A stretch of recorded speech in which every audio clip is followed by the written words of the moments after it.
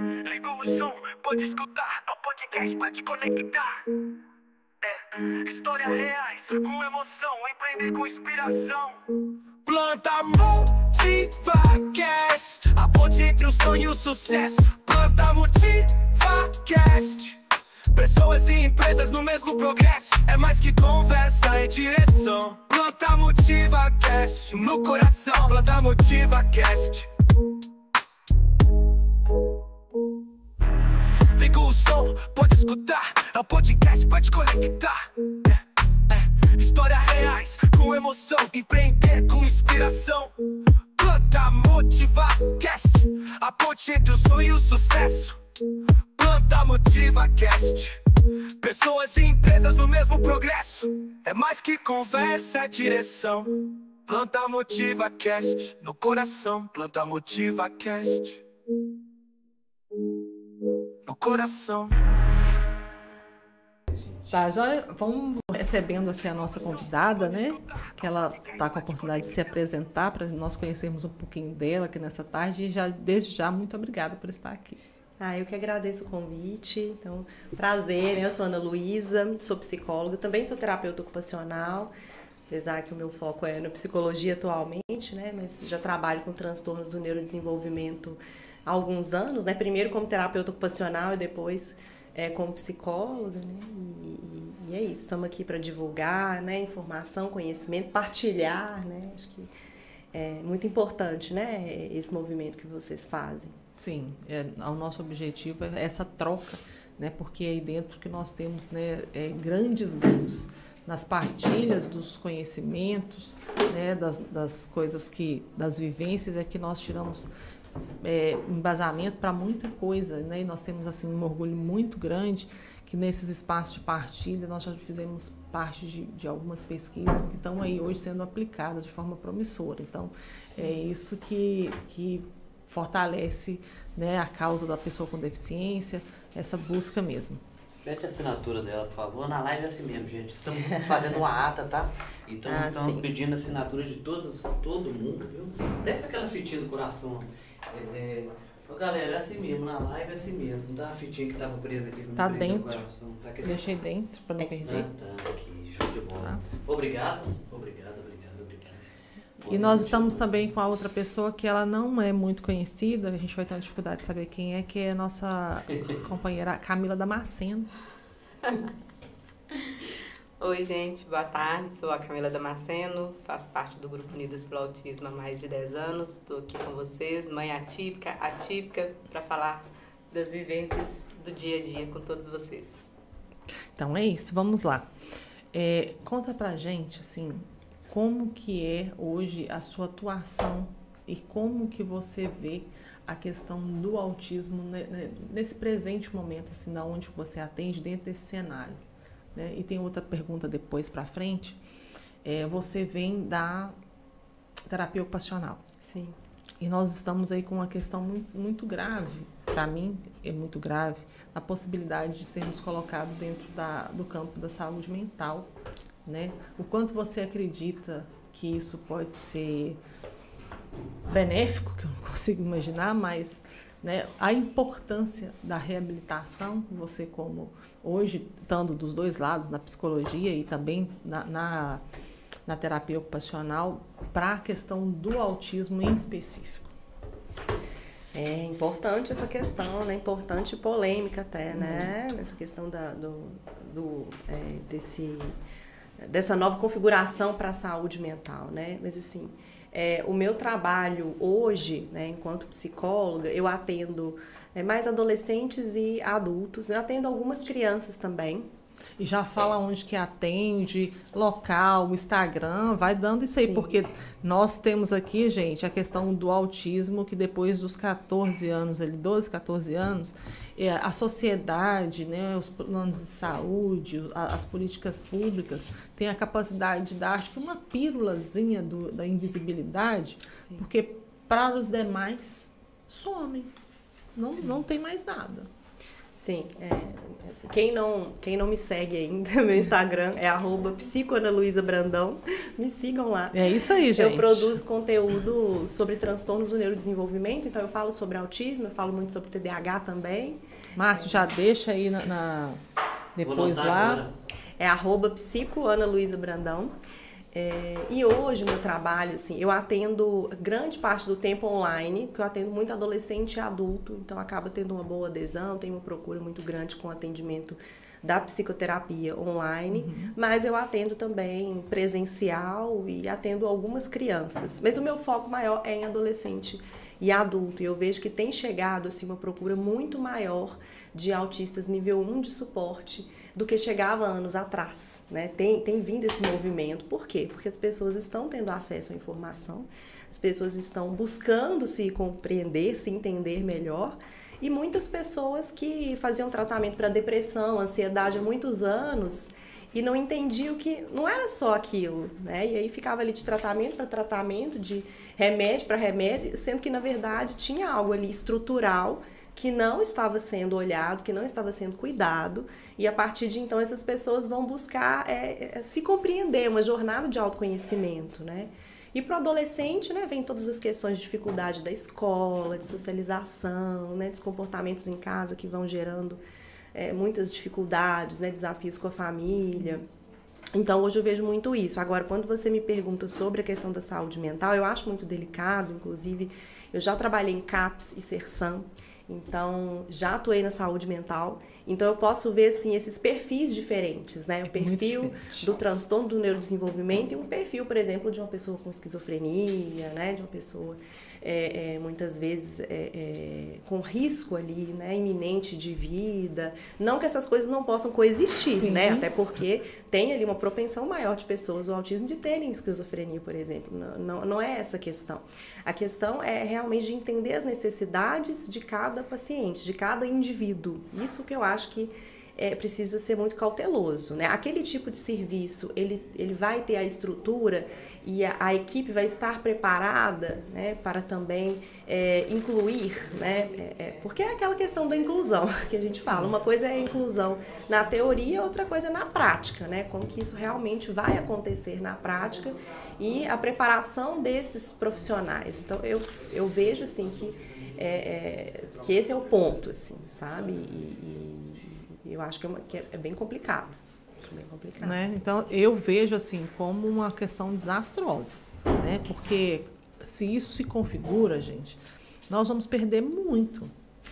E tem a questão também dos direitos, né? Sim. Porque por mais que se pense assim, o autista não é deficiente, mas para ele se enquadrar como deficiente é por uma questão de conseguir ter acesso à legislação. Então... E voltando ele para o nicho da saúde mental, nós estamos configurando percas de direitos. E outra coisa que você falou, né, sobre a questão das comorbidades. Nós temos que pensar muito o que é, né, o comprometimento ali dentro da questão do neurodesenvolvimento, mas as comorbidades que estão em volta, nada impede delas serem tratadas em outros espaços que precisem ser tratadas, né? Sim. Da mesma forma, quando nós olhamos aí que 30% das pessoas diagnosticadas com autismo têm epilepsia, né? Ou terá, né? É uma comorbidade que não pode ser isolada, que não pode ser negligenciada, que, né, Denise mais tarde vai tratar disso aqui também de uma forma muito pontual, que é uma pessoa que está aí, né, que ela é a nossa embaixadora aqui do Comitê de Epilepsia do Estado, então, que trata dessa questão e da divulgação, mas é tratado dentro da neurologia. Assim, é bem diferente, né? O suporte necessário ali para um transtorno do neurodesenvolvimento tem estrutura diferente, sim, são transtornos de estruturas diferentes. Então, tem a questão sensorial, tem a questão motora, né? A gente não pode esquecer, por exemplo, CAPS e CERSAM não tem fisioterapeuta. Não tem. Né? Não faz parte da equipe. Não faz. E aí, como que nós vamos ficar, né, gente? Tem que pensar muito. E outra coisa que você falou, assim, que me chamou a atenção, e eu gostaria que você compartilhasse essa visão que você tem a respeito dos seus pacientes que chegam agora, né, muitos com nível 1 de suporte, né, e que o seu público de atendimento a grande maioria adolescentes e adultos. Eu sempre falei e falo recorrente que o autismo ele é para a vida, né? E que os nossos filhos que foram tratados, né, ao longo de uma vida, um investimento em terapias assertivas, com embasamentos científicos, né, tirou esses meninos e meninas aí, que hoje, igual o meu, vai fazer 18, de um nível 3, jogou para o nível 2 e para o nível 1, né, da importância dessa aplicação ao longo do tempo. Né? E se você acha que esse público que está chegando aí hoje é muito fruto desse trabalho? Acho que tem parte que sim, né? Tem parte que você fala dessa migração do nível de suporte, né? Sim. Eu acredito que sim. Mas também vem muito do outro caminho, que é não ter olhado antes, assim, não ter chegado a perceber, né, que seria um autismo, e aí chegar com muito prejuízo. Assim, por mais que é o nível 1, que eu acho que é importante a gente falar sobre os prejuízos do nível 1 de suporte. E aí a pessoa chega assim, com tantos, principalmente de autoestima, porque como ela não sabia o que era, qual o significado que ela dava para aqueles prejuízos que ela teve na vida dela? Que ela é uma pessoa esquisita, que ela é uma pessoa que não faz nada direito, que ela é uma pessoa... Né? Principalmente chegou adolescente, ninguém gosta de mim, eu nunca vou ser nada, um isolamento social muito grande. Então, às vezes, chega com um prejuízo muito grande, que se tivesse ali antes um tratamento de intervenção precoce, esses prejuízos não iriam estar daquele jeito. Mas também tem esse caminho, né, de pessoas que receberam a intervenção precoce, e é muito diferente, assim, são perfis diferentes, né, de chegar, por exemplo, uma adolescente nível 1, que tem o diagnóstico desde criança, então a família já levava para as terapias desde criança, é completamente diferente. É um jovem que já recebeu uma psicoeducação, que tem um autoconhecimento muito melhor, que tem muitas vezes esse processo de aceitação do diagnóstico, já entende o que é o autismo. É diferente daquele que chega assim, de repente cai a bomba, assim, né? Agora eu tenho que lidar com esse nome, eu sou autista, e aí o que eu vou fazer? O que isso significa? E nós temos uma pessoa na mesa que eu acho que pode dar pra gente alguma dessas respostas, porque Camila foi diagnosticada tardiamente, né? E ficou esse tempo, assim... e hoje que eu escuto muito falar assim, gente, mas a pessoa viveu a vida inteira sem diagnóstico, agora vai querer buscar diagnóstico? Diagnóstico não é sentença, gente. Diagnóstico é caminho. Exatamente. Né? Exatamente. Diagnóstico é para você trilhar, é um norte, né? E saber para onde que você vai. E eu acredito que no caso, né, do diagnóstico tardio, né, o que mudou, Camila, assim, na sua mente, né? O que veio de resposta? O que aconteceu, assim, para você? Quando chegou o diagnóstico. E quem está na live também, gente, nós temos aqui algumas pessoas com diagnóstico tardio. Escreve aí pra gente o que você mudou na sua mente, na sua vivência com um diagnóstico depois aí, tarde. Aqui, viu, Tatiana? Então, vamos lá. Pode comentar ou pode esperar? Vamos esperar, né? Pode continuar.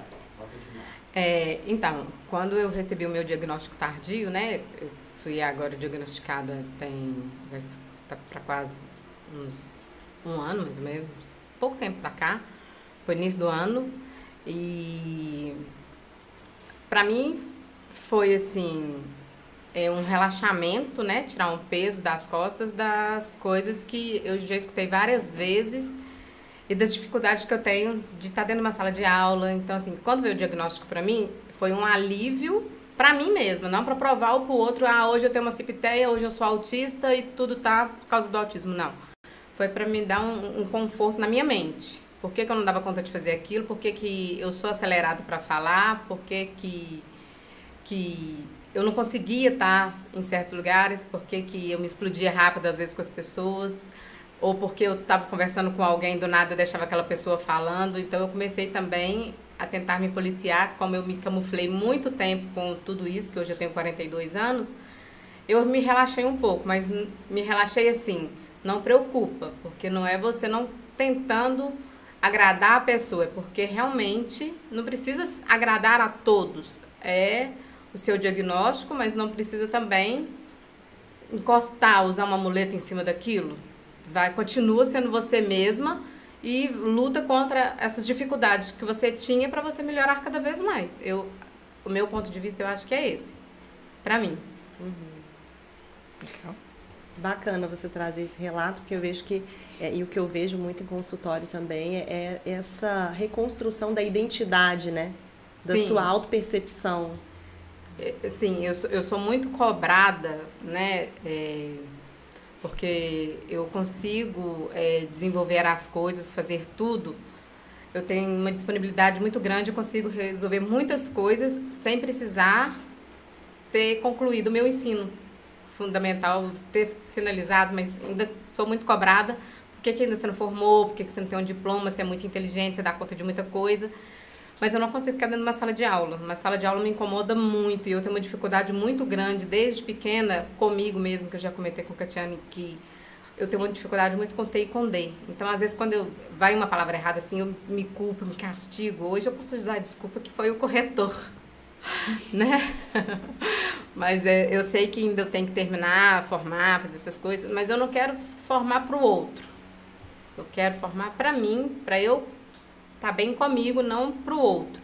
Então, tudo tem seu tempo. Se eu tiver que voltar para uma sala de aula e falar, agora é meu momento, eu vou lá, vou formar, eu vou tirar o 2º grau, eu vou fazer isso não para te agradar o outro, qualquer outra pessoa. Vai ser por mim mesma, porque eu consegui estar ali naquele momento. Mas eu estou processando isso, que eu vou voltar, mas ainda vai ser no meu tempo. Ainda tem muito tempo pela frente. Se Deus quiser. Camila é cobrada porque ela é autodidata em muitas coisas. Ela tem N habilidades. E para o mercado de trabalho, de uma certa forma, é cobrado muito certificado.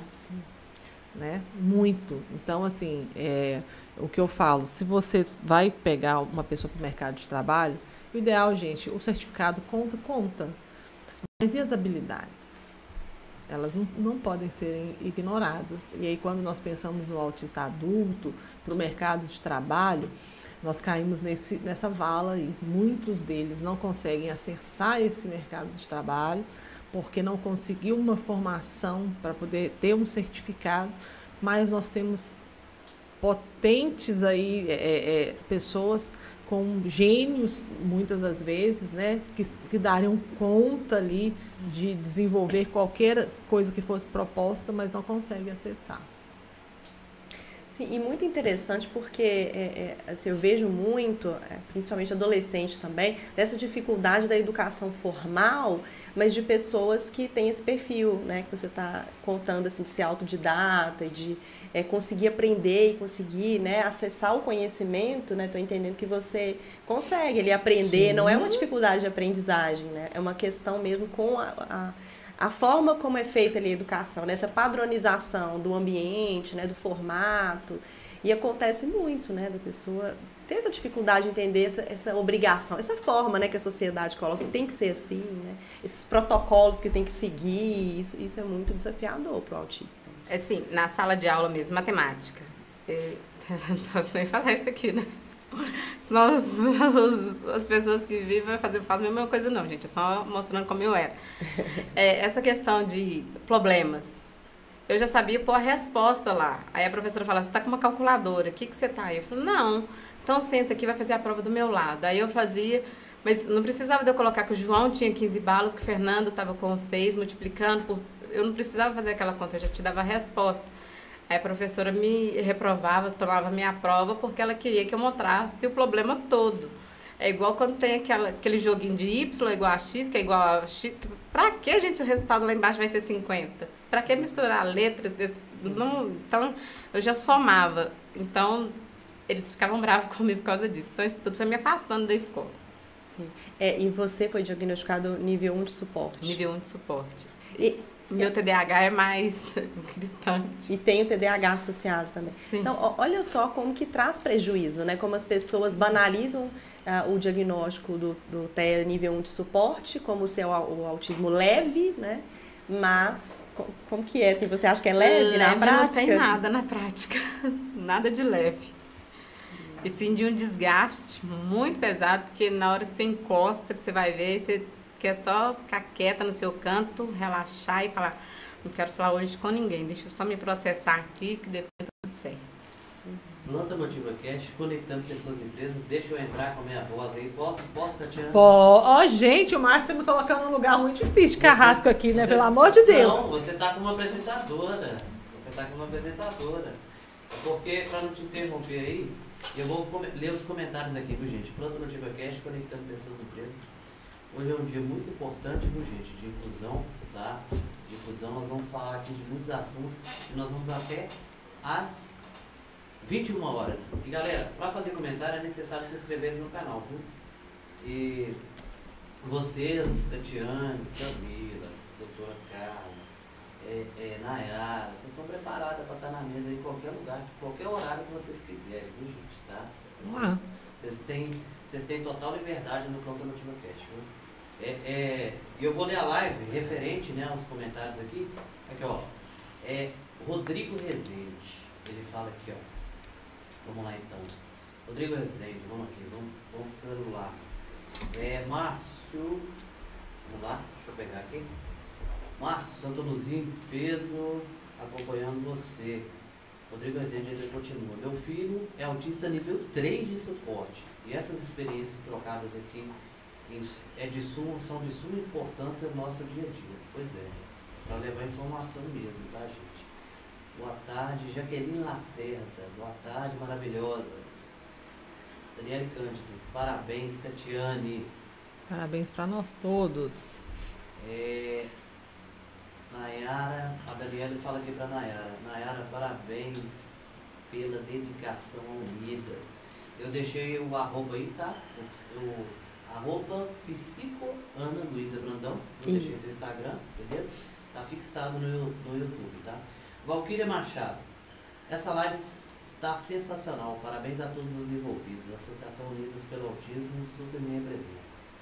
Sandra Mara Matias, vice-presidente da Associação Mineira de Amigos e de Pessoas com Epilepsia, AMAI, psicóloga. Sandra Mara Denise é embaixadora da Associação Brasileira de Epilepsia. É brasileira, eu falei mineira, tá? Né? Desculpa, Denise. EMG. É isso mesmo? Isso. Podem continuar, gente. Pode continuar aí, tá? Vamos lá. Nós tivemos o Rodrigo falando sobre o nível 3 de suporte, né? Meu filho é um 3 de suporte. Como é, assim, dentro da sua percepção de psicóloga, o desenvolvimento, não desenvolvimento, mas o nível 3 de suporte, assim, para um autista não verbal, né? O desafio nesse atendimento, principalmente se ele não tiver tido um acompanhamento ao longo da vida. Sem acompanhamento ao longo da vida é bem complicado, né? Em questão de autonomia, de independência. Você falou o adulto. O adulto. Porque fica muito comprometido, né? A autonomia e a independência. Se não teve ali intervenções, né? Muitas vezes da parte motora, né? Ali de um fisioterapeuta, de um terapeuta ocupacional, para fazer adaptações também no ambiente, né, nessa rotina, o acompanhamento com o psicólogo também, com o fono. Então, gente, a equipe multidisciplinar, né, muito importante, tem que ser um acompanhamento realmente multidisciplinar, porque sem isso tem prejuízo muito significativo. E assim, uma outra coisa que pesa muito, né, os pais com os seus diagnósticos assim recentes dos filhos, ainda pequenos, tá? Considera que estão pequenos, recebeu o diagnóstico hoje, é um 3 de suporte, né? O nosso antigo severo. Qual o conselho que você dá para essa família? Eu tenho o meu conselho pessoal, né? Mas eu gostaria do seu assim profissional. Você fala um conselho para os pais que acabaram de receber o diagnóstico? E é um 3 de suporte. Porque, por exemplo, para mim, né? Quanto a minha experiência, o que eu falo sempre? Pense numa escada. Vocês estão do meio subindo e ele está cá embaixo. Vocês já estão na metade. E ela vai começando a fazer isso aqui. Por exemplo, o que eu fazia muito facilmente com meu filho com 3 anos de idade, esperneando, gritando, rolando para o chão afora, igual uma minhoca dentro de um shopping. Se eu não tivesse corrido atrás e feito intervenções assertivas, ele hoje com 18 anos, praticamente, com 1,80 m, pesando quase 80 quilos, como que eu ia fazer? Bom, o que eu daria de conselho, apesar que psicólogo é aquela coisa, psicólogo não dá conselho, mas vamos lá. Mas acho que são direcionamentos. Sim, são direcionamentos. Isso é importante. Acho que o primeiro ponto é buscar tratamento, né? E isso é claro que muitas vezes a pessoa não tem o acesso tão fácil, infelizmente. Mas buscar os seus direitos. Então, pesquisar quais direitos, né, que a família tem, se tem uma dificuldade financeira, ir atrás de benefício. Então, se informar, em primeiro lugar, e buscar ali o tratamento. Em segundo lugar, tomar cuidado com as catastrofizações, né? Que é assim, começar a desesperar, imaginar o pior, né? Meu filho nunca vai conseguir fazer nada, a minha vida está acabada, eu, né, não vou poder também desenvolver minha própria vida, porque então, geralmente vem pensamentos muito catastróficos, né? Nesse sentido, assim, de já imaginar o pior, minha vida acabou.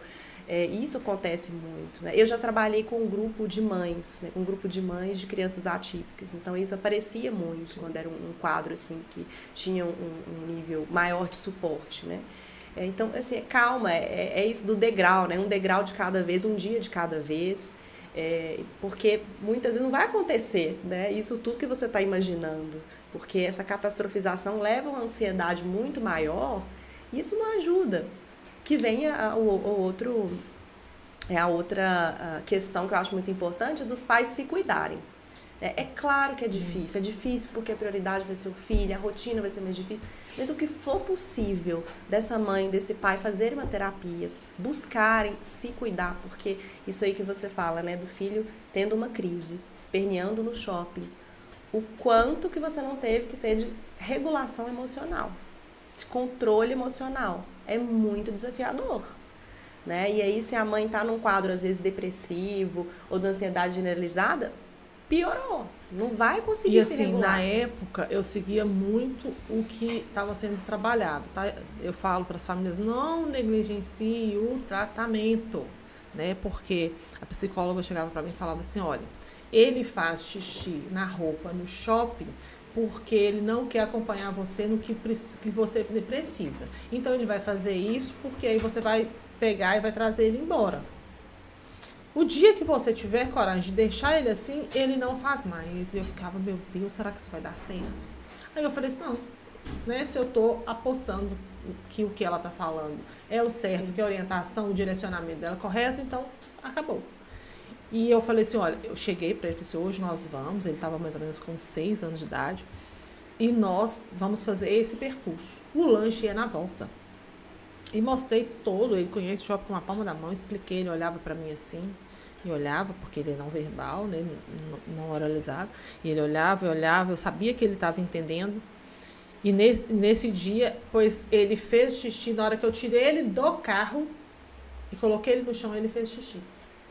Eu falei assim, você vai andar, e ele tinha pavor de ficar sujo.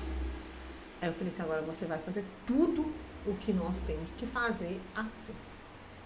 E ele chorava, e ele queria tirar a roupa, eu não deixava. Eu paguei minhas contas, comprei o que eu precisava de comprar. Eu falei assim, lanchar, nós vamos lanchar em casa, porque você não vai lanchar sujo. Peguei ele, na hora que chegou no carro, eu falei assim, outra coisa, você não vai sujar o meu carro. Tirei a roupa dele que estava molhada ainda. Peguei, por sorte, tinha uma toalha no carro. Enrolei nessa toalha, coloquei na cadeirinha para casa. Nunca mais. Nunca mais. Então, assim, confiar nos direcionamentos. Sim, com certeza, né? Confiar nos direcionamentos. O profissional que está te atendendo, está atendendo seu filho, se você não tiver confiança nele, fica bem complicado. Fica. Né? Tem que ter confiança no que o profissional está te passando.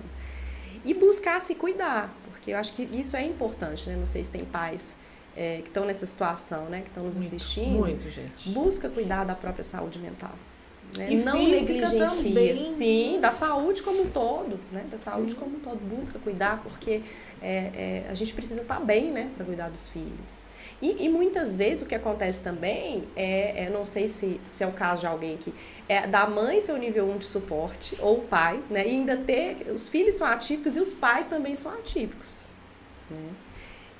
É o seu caso. Meu caso, então, Guilherme, nível 2 e 1. Porque aí você precisa se regular emocionalmente, mas existe uma dificuldade de regulação emocional também, né? Sim. E aí, como que é para você? Se você quiser compartilhar com a gente. Principalmente momentos de crise, né?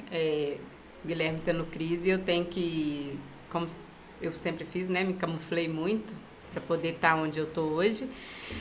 E nos momentos de crise dele, abraçar, acalentá-lo, mas mesmo assim sabendo que eu não estou dando conta ali, e depois que eu consegui pôr ele no eixo, controlei a crise dele, aí eu vou para debaixo do chuveiro e me desabo. Eu consegui dar um controle para ele, mas achando que poderia explodir os dois ao mesmo tempo, quando nós dois batemos muito de frente. Nenhum dos dois querendo ceder um pro outro, mas eu tenho que pôr na minha posição, porque eu sou a mãe e ele é o filho. É bem conflituoso nós dois juntos. Sim, imagino. É difícil porque a mãe tem que ter essa postura ali de passar a segurança para o filho, né, estabilidade, mas ela também se desregula, né, pensando numa mãe que é atípica, ela precisa de suporte. Então, como é importante ter também uma rede de apoio, né, ao redor que vai auxiliar também essa mãe, né, passar por essas situações, né. Sim. E nesse contexto, né, o que é muito importante é quando a família inteira se prepara, né? O que eu falei da questão de um menino de 3 anos esperneando e um de 18, né, na questão da proporção. E isso é uma coisa que, na maioria das vezes, as famílias não conseguem pensar com os filhos ainda menores, né, nesse caminho que vai ter que ser percorrido. Sim. E, às vezes, por dó mesmo, fala assim, ensina ele a calçar uma meia. A psicóloga falava isso muito comigo. Eu falei assim, não, mas é mais fácil eu calçar, eu tô com pressa. Né? Eu fazia, gente, eu sou uma mãe como qualquer outra. Ela falou, pra você, agora, com 30 anos, tá ótimo. Mas na hora que você tiver 50, eu quero ver você abaixar e colocar a meia no pé de um homem. Ele vai demorar, você não sabe quanto tempo ele vai demorar para aprender a calçar essa meia. Então, muitas famílias, né, hoje, pode virar e falar assim, nossa, eu faço isso. Gente, não faça, pelo amor de Deus, não façam. E o que acontece o que acontece muito é que mães, pais de crianças com deficiências, né, diversas, ficam assim, nossa, mas um pouco assim de piedade, assim, nossa, tadinho, mas é tudo tão difícil para ele, eu ainda vou chamar a atenção. Só que é o que eu falo, ele vai ter 2 problemas. Um que já é o problema que ele tem, né? O transtorno que ele tem. E o outro vai ser comportamental. Então, vai ser 2 coisas. Então, é difícil às vezes, né? Assim, nossa, eu vou ter que... E não é questão de ser violento, não é uma questão de você... Não, você pode fazer isso de uma forma respeitosa.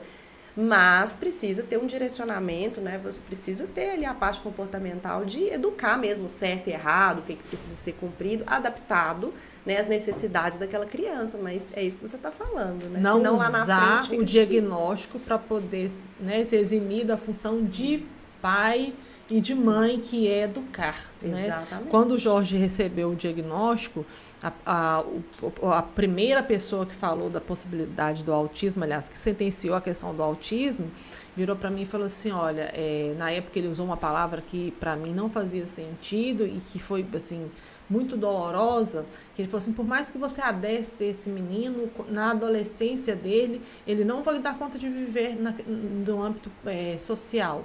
Ele é muito grave. Né? Então, foram essas palavras que eu recebi e que eu saí dali determinada a não aceitar. Né? Então, assim, eu não tive a questão de luto, não, eu tive que ter luta, porque se eu tinha uma sentença que o meu filho da adolescência ele não ia conviver comigo, o que eu tinha que fazer? Eu tinha que buscar tudo que eu tivesse para poder colocar à disposição para que ele superasse os desafios dele. E ele é um rapaz hoje que dá conta de tudo. Né? Assim, nós saímos ontem para comemorar meu aniversário, ele chegou no espaço. Parabéns. Obrigada. E aí ele sentou ali o tempo inteiro, tranquilo. E às vezes eu paro assim, olhando para ele, assim, imaginando assim, gente, ele corria de um lado para o outro, para baixo e para cima, 24 horas sem parar. Ele não dormia. Ele tinha uma seletividade alimentar absurda, porque até 9 anos ele comia arroz integral e linguiça de frango. Só e mais nada. Então, e hoje Ficou a questão da comunicação, que também é outro ponto que nós estamos trabalhando dia após dia. Hoje ele faz 2 fonos, né?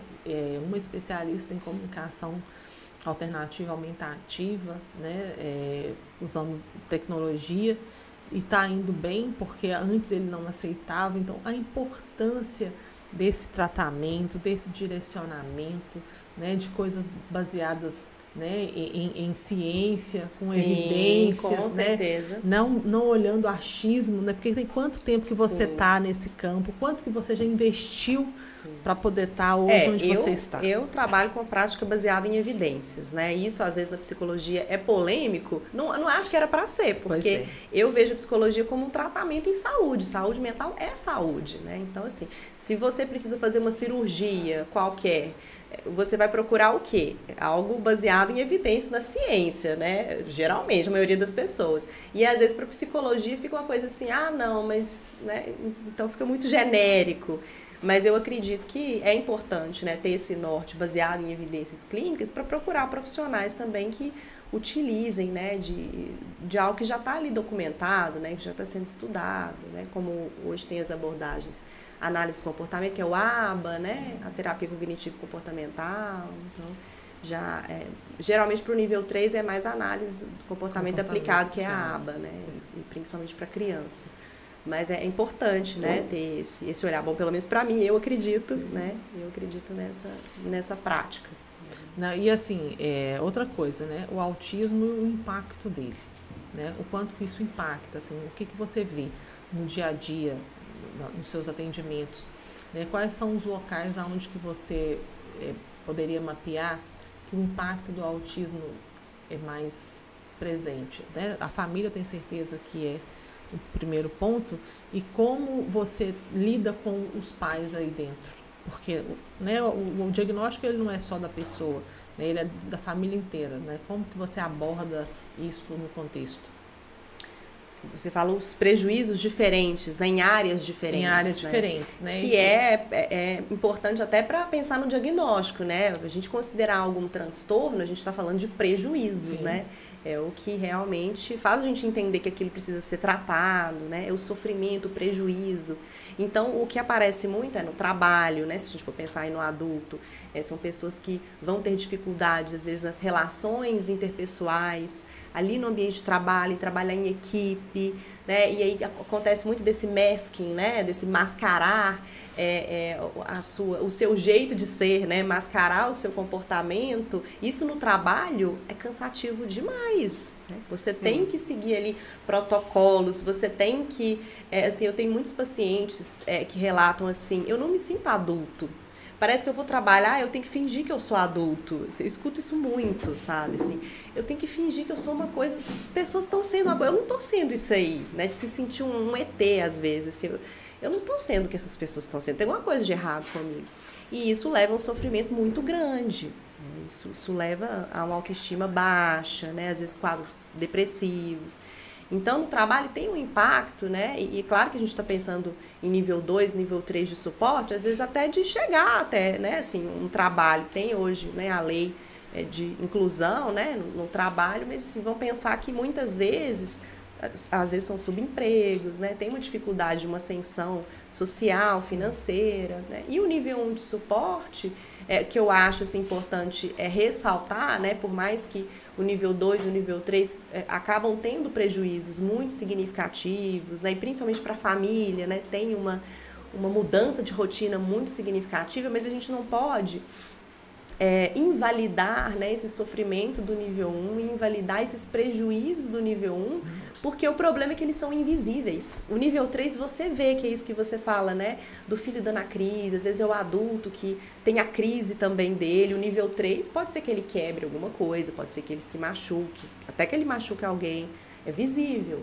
Mas o nível 1 é uma crise muitas vezes invisível. E nós sabemos que é dentro do nível 1 onde que nós temos ali a grande maioria, né, de autoextermínio, porque as pessoas Exatamente. Não dão conta.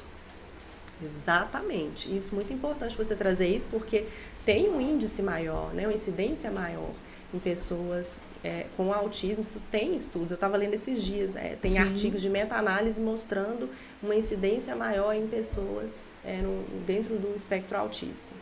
Porque isso tudo é muito prejuízo, né? Uma autoestima muito baixa, é o não pertencimento.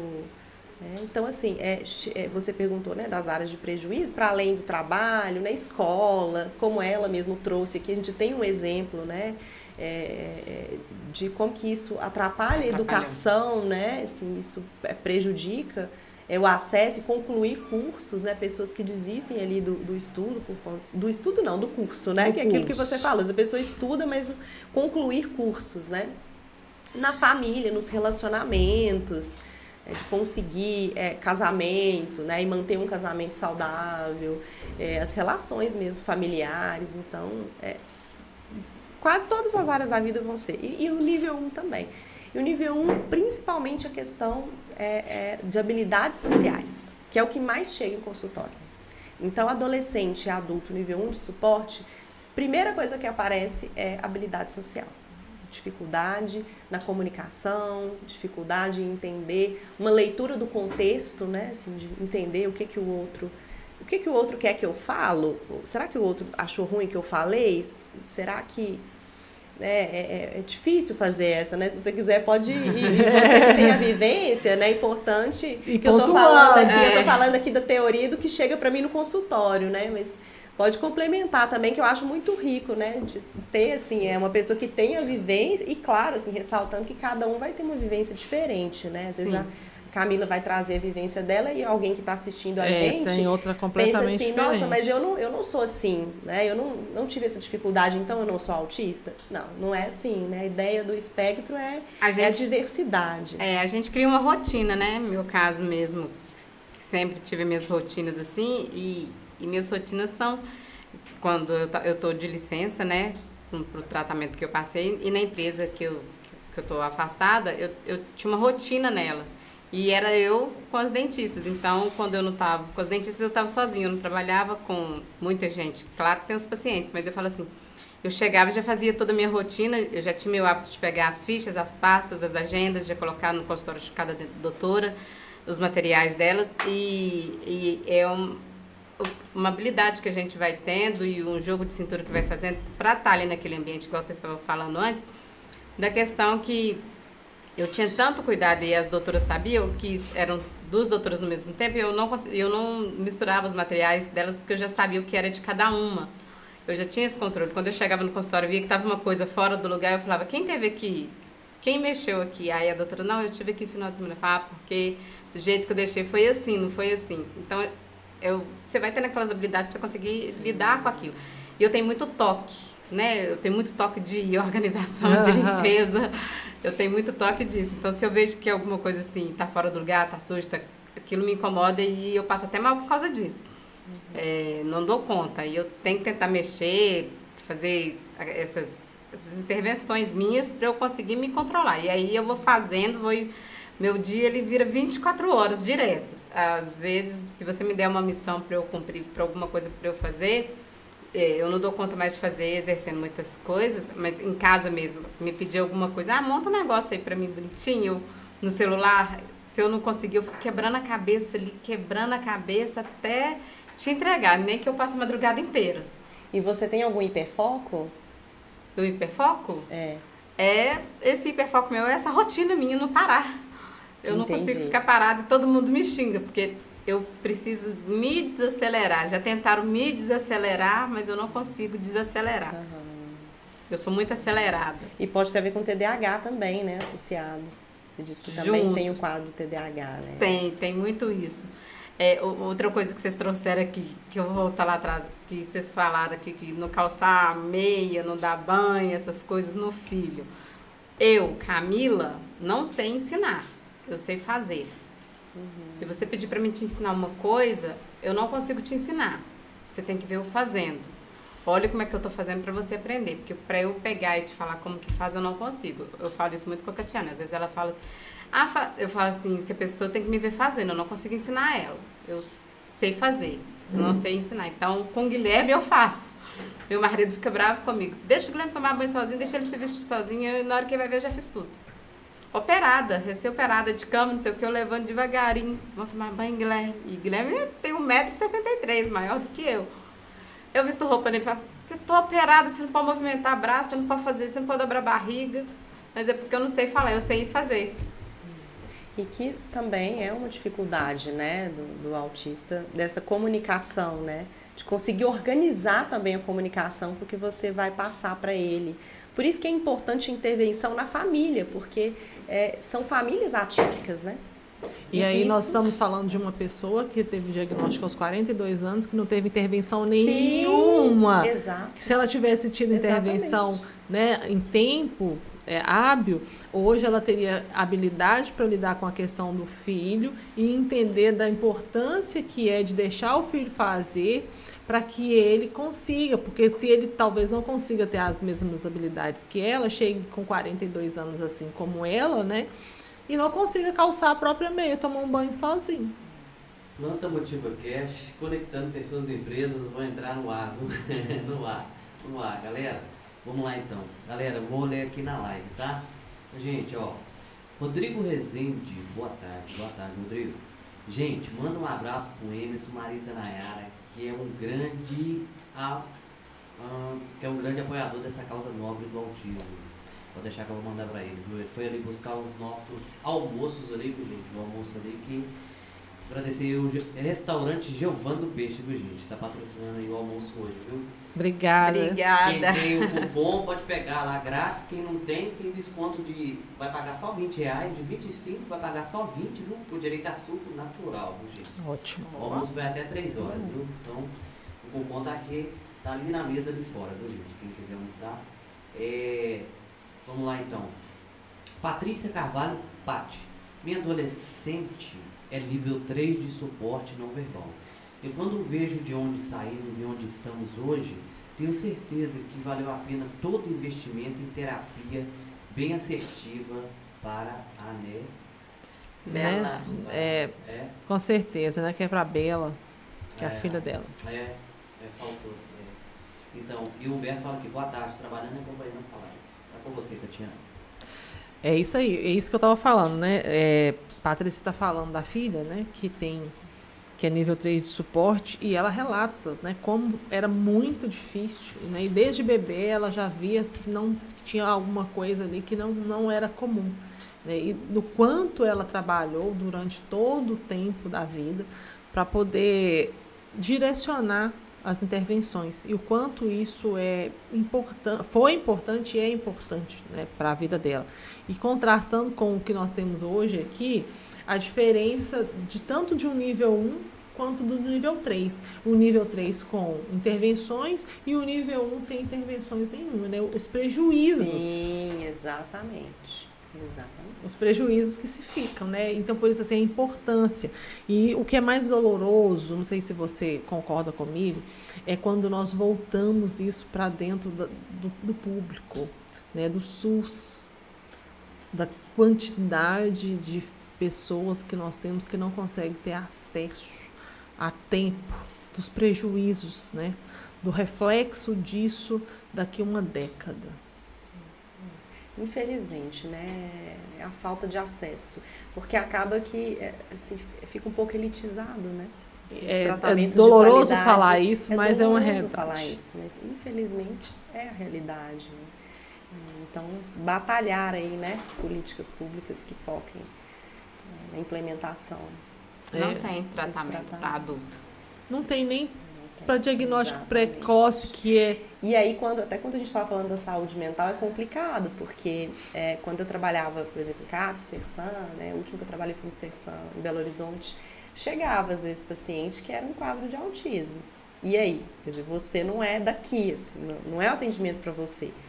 Então, vou me encaminhar para o posto de saúde. Mas aí, chegava lá no posto de saúde, o que acontecia com essa pessoa? Sumia. Né? E às vezes estava tratando com morbidade, porque estava deprimido. Ia ficar lá tratando a depressão, tomando antidepressivo, mas não ia para a estrutura, né, dos problemas. Então, ter acesso a passar por uma consulta com um neurologista, né, Nem sempre é tão fácil, geralmente não é fácil. Até mesmo para como psiquiatra que tem esse olhar, né, comportamental, Sim, de entender sim. como abordar, principalmente o adulto. E profissionais atualizados e sérios, né? Principalmente atualizados. Porque, infelizmente, tem muitos profissionais que vão negligenciar. Não, isso aí não é nada, não.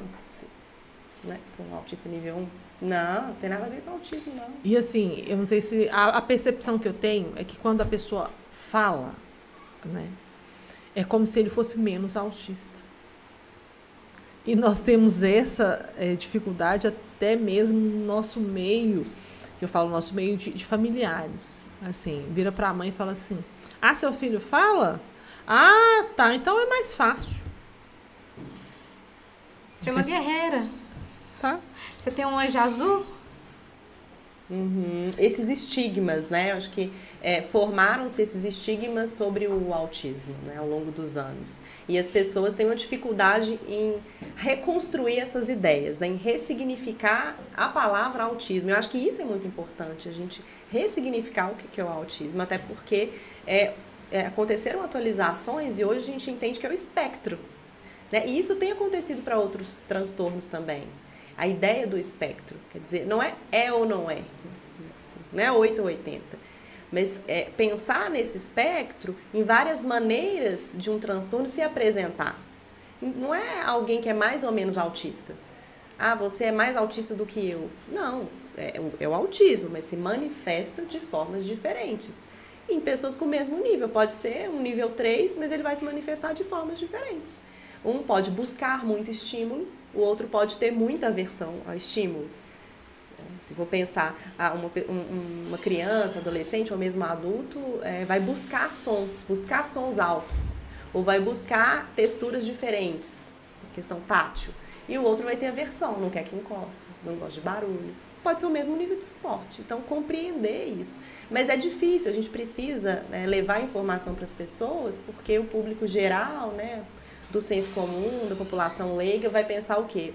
O autista que criou-se ali aquela ideia que é o autista que não fala, que é o autista que não olha nos olhos. Que bate a cabeça na parede. Que bate a cabeça na parede, né? Então, assim, não segue isso, então não nem parece autista. Não parece autista. Você tem que ter aquelas características para... O meu menino, o Guilherme, ele olha no seu olho, ele te agarra demais, te beija demais. Ele é muito pegajoso.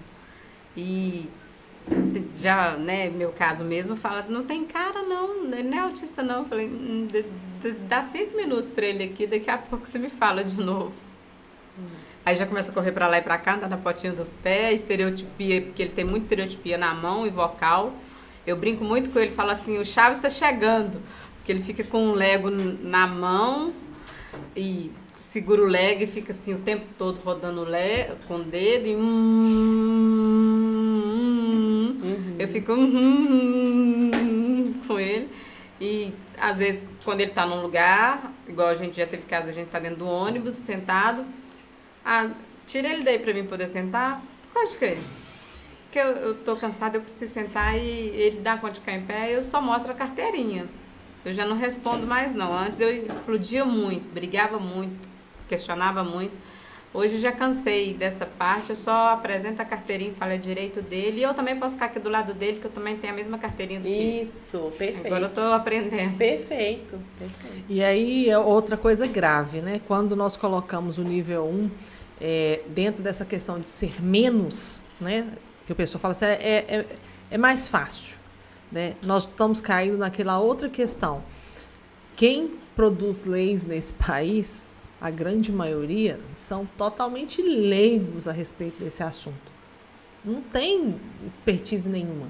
E se ele escuta, principalmente de familiares, de pessoas autistas, que é mais fácil, nós vamos cair aonde nós caímos agora há pouco tempo, em algumas questões, por exemplo, para aquisição de carro, nível 1 de suporte não quer entrar.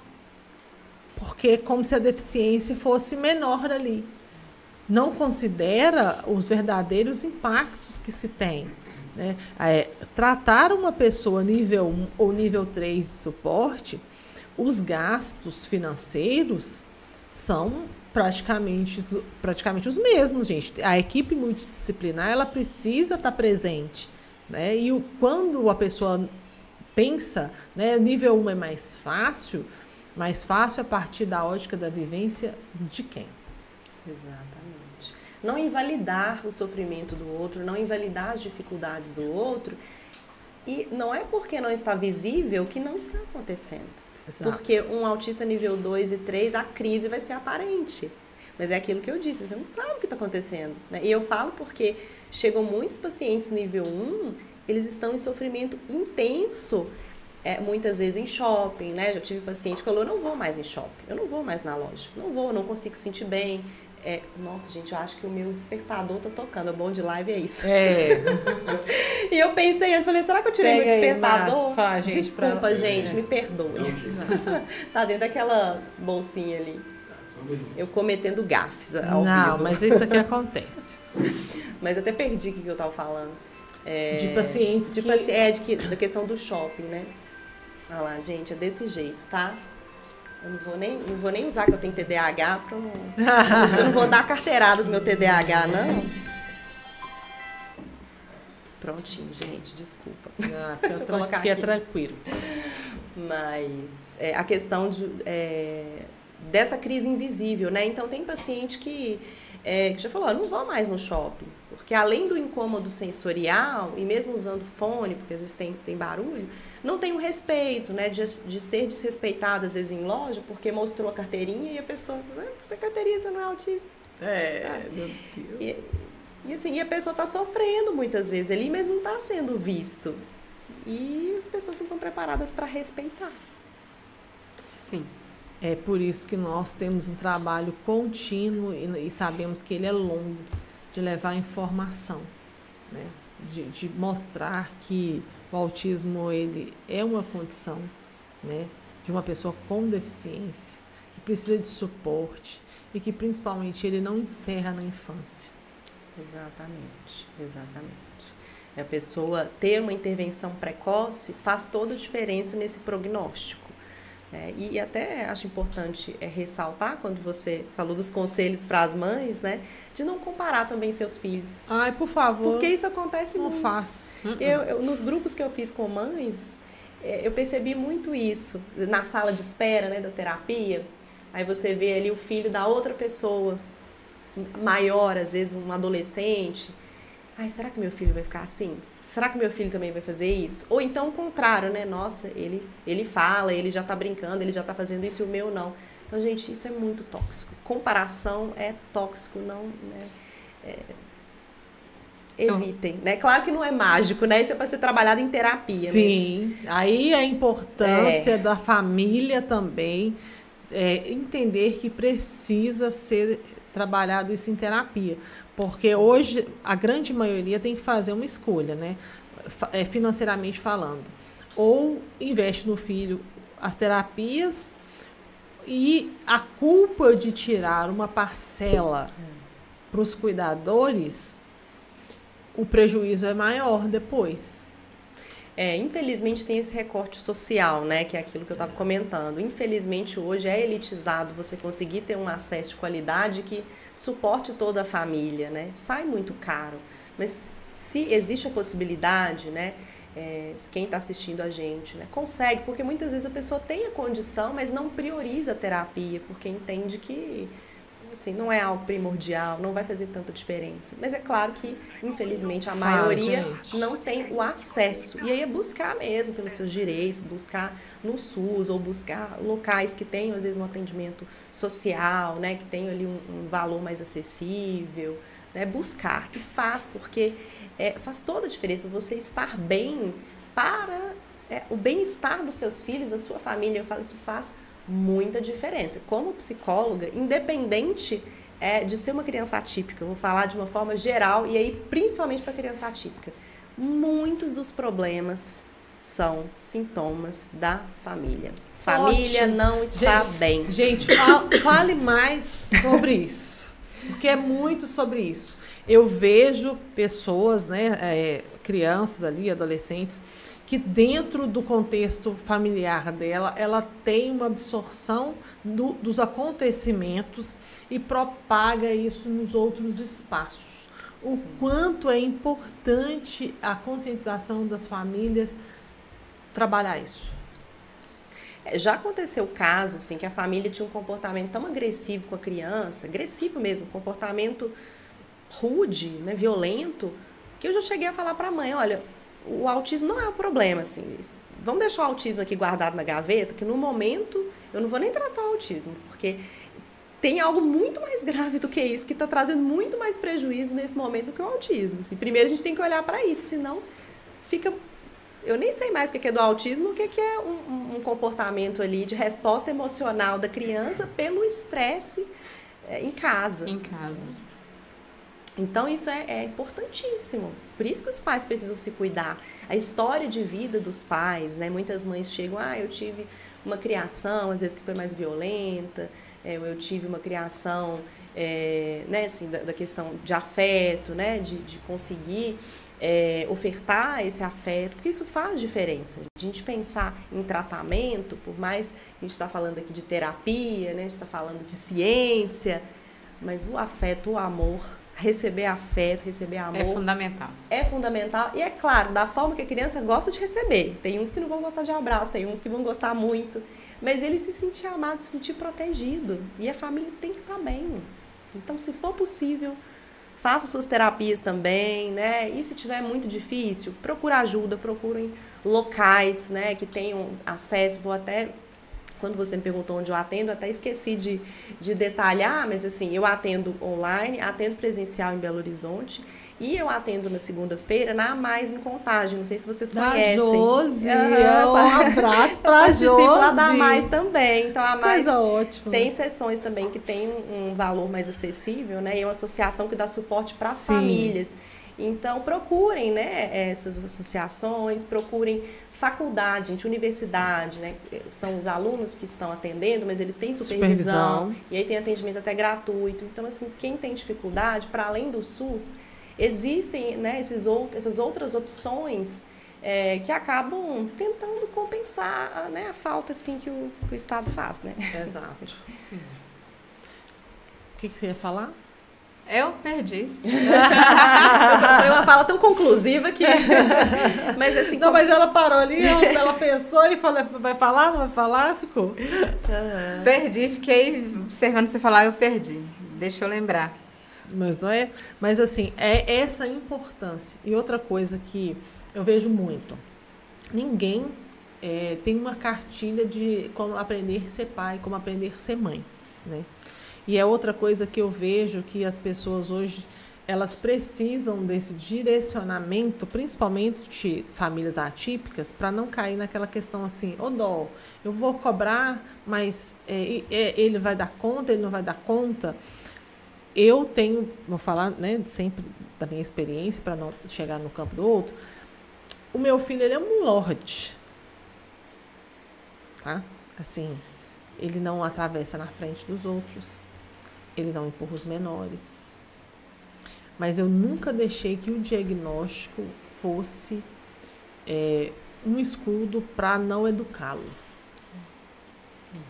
Eu não podia falar a palavra não até um determinado tempo, porque aquilo virava N outras coisas. Gatilho, né?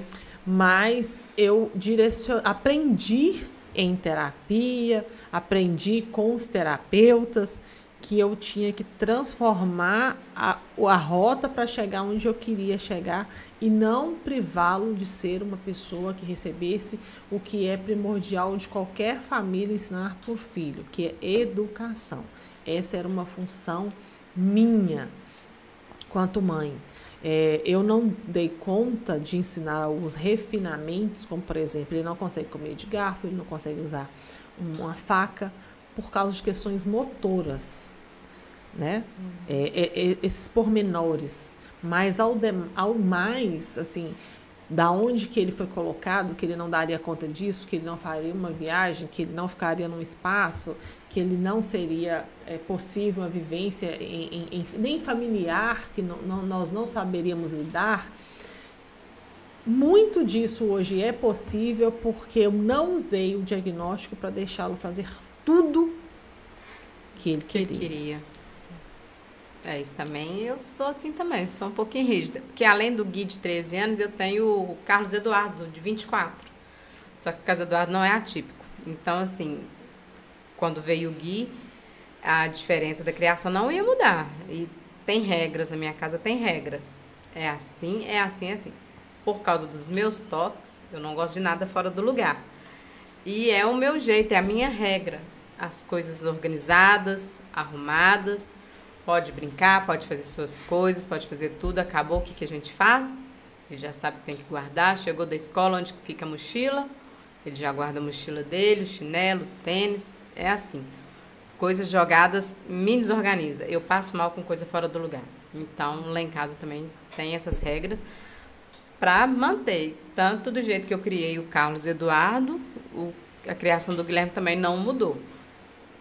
Por causa de diagnóstico, não. É do mesmo jeito, é o mesmo tratamento. E quando eu tenho que chamar, eu chamo, falo brava. Só essa questão do não, que é difícil a gente, né, trabalhar, porque eu não sei por que não aceito não de jeito nenhum. Mas eu não sei fazer essa parte aí de não falar não, é não e não e não. Camila, por que o não é tão difícil de ser trabalhado? Até porque assim, a gente, né, nós temos uma vivência e você é uma pessoa que não aceita o não. Mas o autista, ele tem uma dificuldade maior em lidar com a frustração, né? Tanto a criança, adolescente e adulto. É difícil lidar com frustração. Respondeu! É difícil lidar com frustração, né? E se regular emocionalmente também. Porque às vezes a criança, o adolescente, ele entende o não, mas ele se desregula. Então, ele entendeu que não pode fazer, mas ele não vai conseguir, né? Não tem ali a estrutura psicológica, né? Até de estrutura cerebral mesmo, né? De funcionamento cerebral para se regular e inibir aquele comportamento, né? Que a gente está falando né? De função cerebral mesmo, né? Então eu vou inibir aquela ação. Eu entendi que é o não, mas eu não consigo controlar o meu comportamento de fazer. Então é muito complexo, gente, é muito complexo. Adoro. Mas aí que entra, sei que vocês estão brincando, a gente está aqui levando para o humor, eu acho. Não, mas tem que ser, porque é um assunto muito pesado. Né? Sim, é pesado. Principalmente a questão do não, é um assunto muito, muito pesado. E nós estamos falando hoje, não sei o quanto que você percebe isso, né, em consultório, nas suas práticas, que nós estamos vendo cada dia mais as famílias, assim, no contexto familiar, chegando a um diagnóstico depois do diagnóstico dos filhos. Sim. Sim. Né? Isso acontece muito, né? A pessoa perceber... Peraí, eu lembro que tinha uma mãe de um paciente meu que foi levar ele para fazer avaliação neuropsicológica. Aí tudo que a neuropsicóloga perguntava, ela respondia sim para ela. Falou assim, sim para ele, sim para mim também. Peraí. Sim para ele, mas sim para mim também. Então, eu vou descobrindo que, eu acho que eu também tenho que fazer a minha avaliação. E isso acontece. Foi assim que eu comecei a me observar, porque eu me desacelerei nesses 4 anos agora, né? Tive que ficar um pouco mais parada, porque eu era de 7 da manhã às 7, às 7 eu não desacelerava, para quem me conhece, né? Então, assim... Nesses 4 anos que eu tive que ficar parada, assim, que eu tive que dar uma pausa na minha vida inteira, que minha vida mudou de cabeça para baixo, porque eu sou uma paciente oncológica hoje, passei por um tratamento de câncer, então veio o câncer para tentar me desacelerar, mas ainda eu lutava contra ele e sou acelerada, por isso que ela está falando que eu não aceito, não. E nesse período que eu fiquei parada, assim, que eu comecei a observar que tudo que Guilherme faz, eu faço. Então, aí eu falei, não, é porque eu faço porque eu sou mãe dele, então eu copio ele ou ele que me copia. Não, isso é assim. Aí eu comecei a conversar com as terapeutas, com a minha psicóloga mesmo, que veio me acompanhando no tratamento do câncer, primeiro na clínica onde que eu fazia o tratamento do câncer, não comédia, assim, na clínica lá. Aí de lá eu fui vendo, conversando com a psicóloga de lá, depois ela falou, não, você tem que olhar com outra psicóloga, e hoje eu estou com uma psicóloga da Floresec, uma clínica que mexe, especialista com pessoas com TEA. E aí, começando a trocar nossas conversas, eu expondo para ela tudo que eu sinto, que eu faço, que o Guilherme faz, tudo isso. E as minhas dificuldades, se era porque eu não dava conta mesmo de realizar e fazer tudo isso, ou se tinha alguma coisa por trás disso tudo. Aí veio a psiquiatra, né? Não foi o psiquiatra, foi a psiquiatra, mais o neuro junto com a psicóloga, todo mundo junto, a equipe toda, que fecharam o meu diagnóstico. Mas mesmo assim, ainda é esse não, para mim, que me dá essa dificuldade. Assim, por isso que eu consegui observar tudo. Que eu, nesses 3 anos, que foi os 4 anos que eu tô parada assim, né? Desacelerei da vida toda e tô em casa. Aí que eu consegui opa, você é o Guilherme. E é o Guilherme, até onde que a gente faz hidroginástica, natação, assim, as professoras falam assim, até nadar vocês fazem do mesmo jeito. Vocês são idênticos em tudo. Não tem que discordar de vocês dois, não. O jeito de entrar na água, o jeito de pular, o jeito de mergulhar. O Guilherme é você. Aí elas já falam, não é você que é o Guilherme, não. O Guilherme é você. Então tá bom. Então, estamos indo certo, nós dois juntos. E a mãe geralmente está centrada ali no cuidado com o filho e deixa seu cuidado. Né, voltar o olhar para si mesma, né? E aí quando você voltou o olhar para si mesma que pôde identificar, né, suas dificuldades e que isso teria um nome, né? Sim, que aí nós dois deitados ali, quando eu ficava deitado, porque no meu período ele me deu muito apoio. Meu esposo saía para trabalhar, ficava em casa ele e minha sogra. E ele comigo, cuidando de mim, do jeito dele, né, me dando suporte, me ajudando com tudo. Claro que eu tive uma rede de apoio grande dessa equipe toda, que a Unidas me acolheu muito bem, as meninas cuidaram muito bem de mim neste período, porque minha cabeça é a mil. Aí que a Tiana fala assim, a gente tem que dar um tempo para ela pensar, mas ao mesmo tempo a gente não pode largar ela, não. Não sei por que não. Dá o sufocamento na medida certa. Então, eu fui olhando para ele e olhando para mim. E daí eu fui me questionando. Eu fui tentando me entender. Por que eu tinha muitas dificuldades e ao mesmo tempo pensando, isso está na cabeça dele também, igual eu estou aqui pensando? Aí eu comecei a falar, nossa, eu fico 24 horas pensando um monte de coisa de uma vez e é assim também que é a cabeça dele. Porque quando eu vou fazer alguma coisa, todo mundo fala, não, mas a cabeça dele é muito acelerada. Não, mas a minha já é assim desde quando eu nasci, então é assim, é normal, tá tudo certo. Não, mas deixa eu ver onde que tá a dificuldade dos dois. Aí eu fui vendo que os dois é interligado com o outro, mas o meu cuidado de abraçar mais e de provar mais pro outro que eu dou conta, fala mais alto. Porque aí vão acontecendo esses mecanismos para compensar, né? De Sim. compensação. Por isso que é tão importante fazer terapia e quem tem oportunidade buscar também a terapia com um profissional que entenda de autismo. Porque um profissional que não entende e vai tentar tratar a pessoa como uma pessoa neurotípica é complicado. Eu já ouvi profissionais falar que isso é apenas um espelhamento. Tem profissional que fala tudo, né? Tá aqui os diagnósticos, principalmente das mães, ela é cópia de um espelhamento do filho. Assim, é bem complicado, né? Bem complicado porque acaba invalidando, né? Acaba caindo nesse discurso de que é uma falácia, assim, que não existe autismo, né? Então, existem abordagens, existem profissionais que nem acreditam em diagnóstico, né? Então, assim, por isso que eu falo, eu trabalho com a prática baseada em evidências. Agora, nem todos os profissionais trabalham com esse olhar.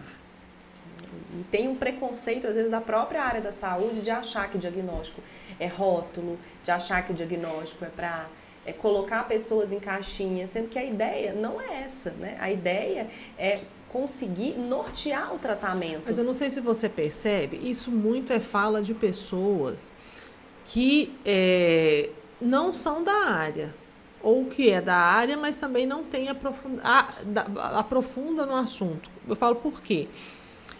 Pergunta para uma neuropsicóloga, é mais fácil você fazer uma intervenção sabendo que a pessoa ela tem TDAH ou só que ela está com algumas dificuldades? Qual que é seu direcionamento? Como que muda?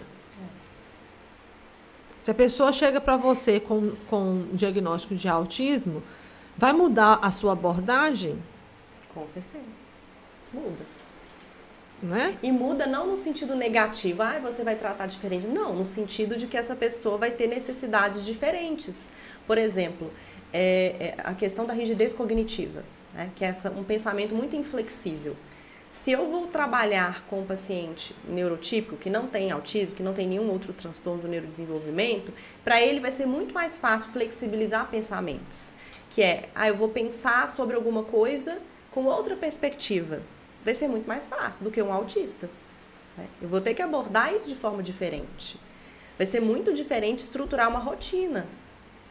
É completamente diferente. Você tem que entender. Imagina isso lá no ambiente escolar. Né? Para uma escola, né, que tenha, vamos supor, que seja uma escola que entende do assunto, que os profissionais que ali estão têm uma qualificação. Se chega um aluno que a família não tem diagnóstico e eles falam assim, tem diagnóstico? Não, não tem. Já buscou? Já não tem nada, né? Porque tem família também, a gente tem que olhar os dois lados.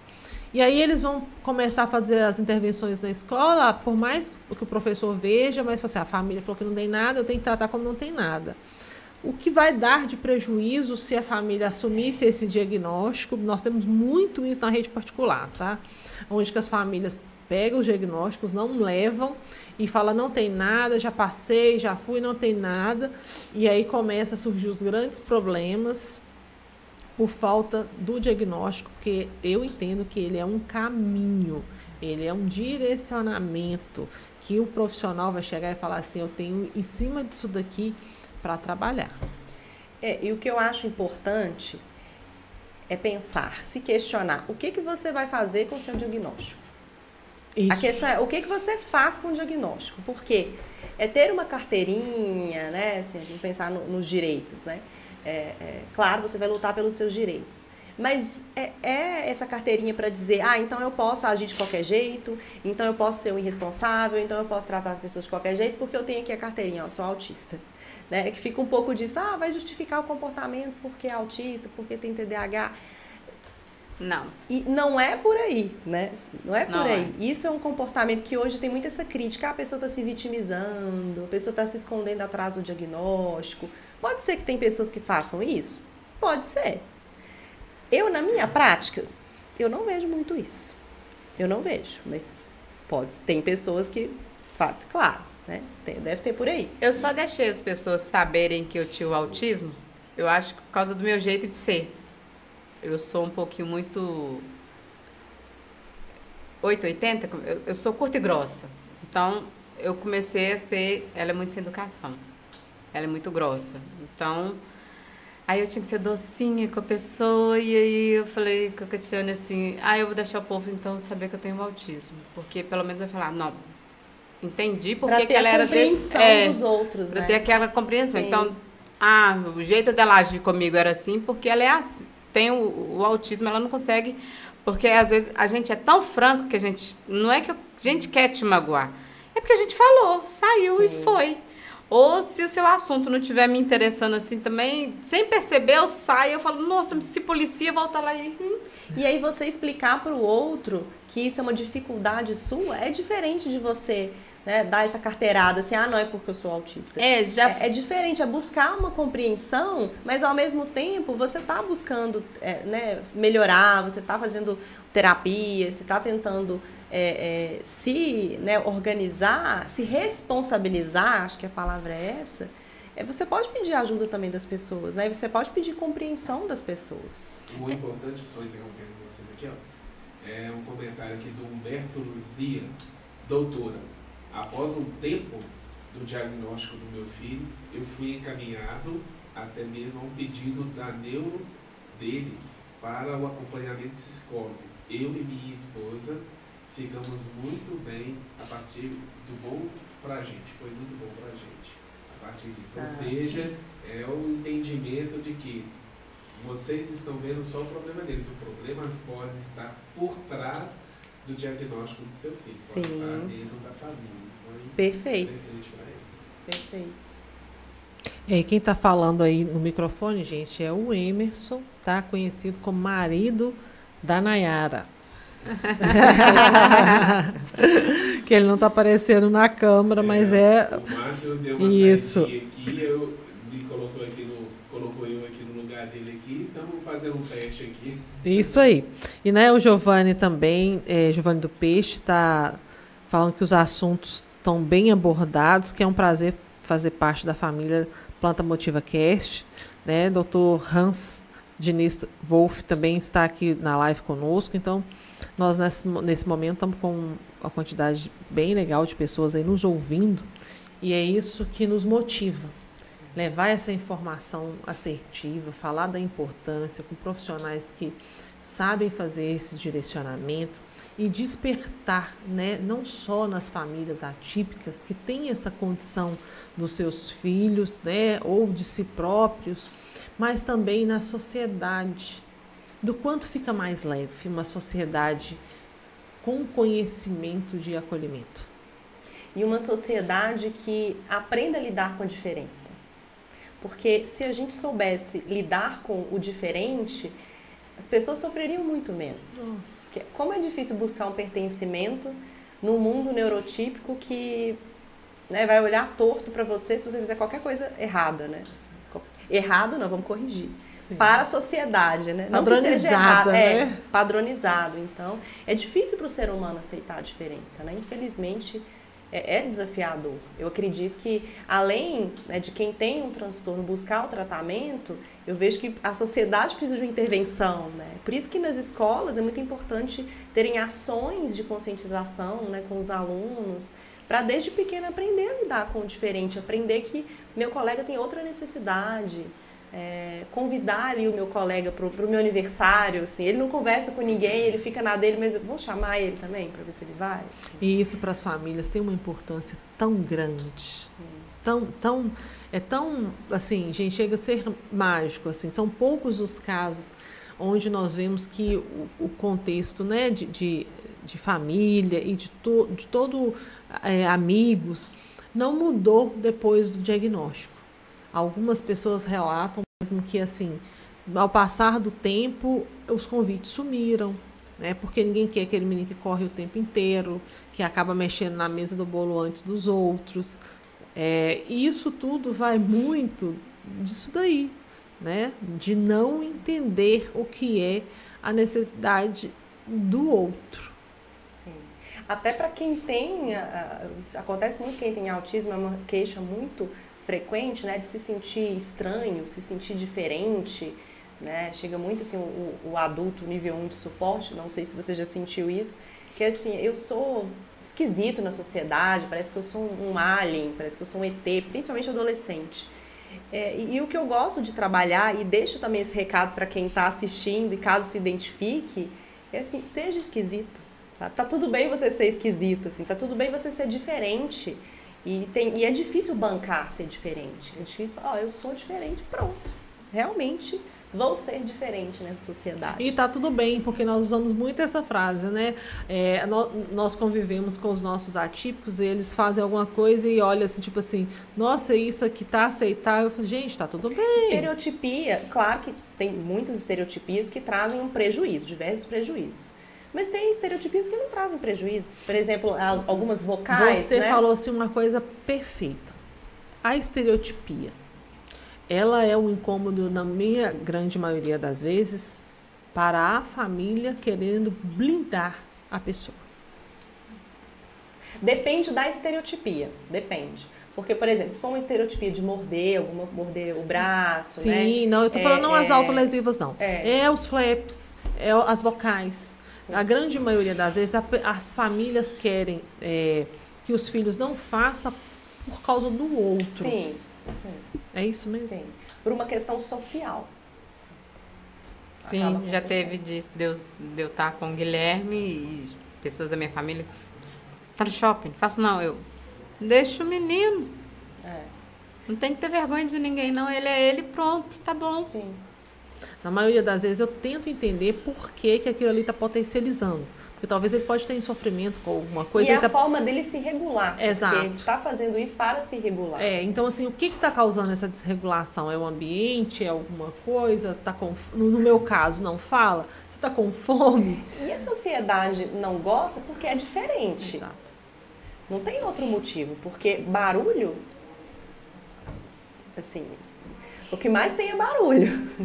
Sai na rua, em bar, restaurante, o que mais tem é barulho. Preocupar se está sendo algo não saudável, as pessoas usam tantas coisas para se regular emocionalmente que não são saudáveis, por exemplo, cigarro.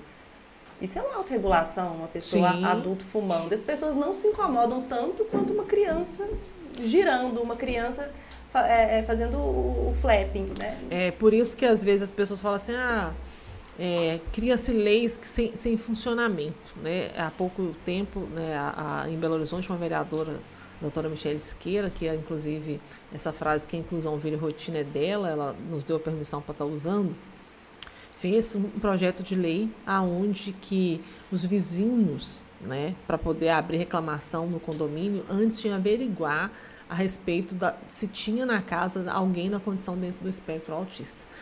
Falo isso por quê?